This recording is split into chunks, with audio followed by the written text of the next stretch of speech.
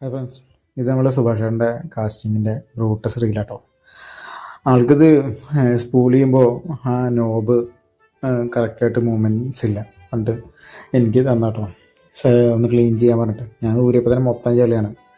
First ആ സ്പൂളൊക്കെ ഊരി അവിടെ ആകുന്ന ചളിയും കാര്യങ്ങളൊക്കെ ഫുള്ള് തുടച്ചെടുത്ത് ക്ലീൻ ആക്കിയിട്ടോ.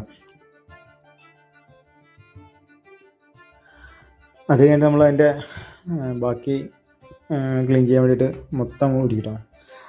തോരി പറഞ്ഞു കഴിഞ്ഞാൽ അത് പീസാക്കി അതിൻ്റെ ഉള്ളിലുള്ള എല്ലാം ഫുള്ളും ഊരിയെടുത്തു കേട്ടോ.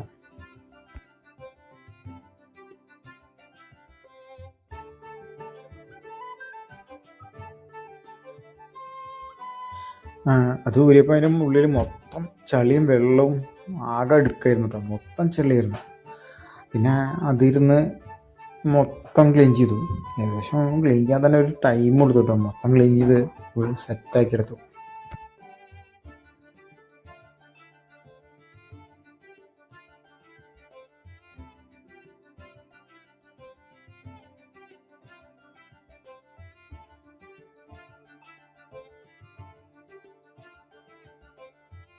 പിന്നെ എല്ലാം തുടച്ച് സെറ്റാക്കിയിട്ട് റീസെറ്റ് ചെയ്യുമ്പോൾ നമ്മൾ ഡീസും ഓയിലും എസ്പെഷ്യലി മറ്റേ ഈ ഫിഷിങ് റീലും റോഡിന് യൂസ് ചെയ്യുന്ന ഗ്രീസും ഓയിലായിട്ട് നമ്മൾ യൂസ് ചെയ്തിട്ടുണ്ടായിരുന്നു.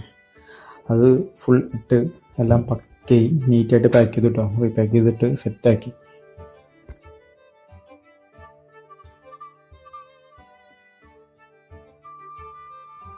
പിന്നെ ആൾ പറഞ്ഞ കംപ്ലൈൻറ്റ് സെറ്റ് ചെയ്യണ്ടായിരുന്നു കേട്ടോ. ക്ലിയറായി പക്കയായിട്ട് ആ നോബ് രണ്ട് സൈഡിലേക്ക് മൂവ് ആവുന്നുണ്ട്.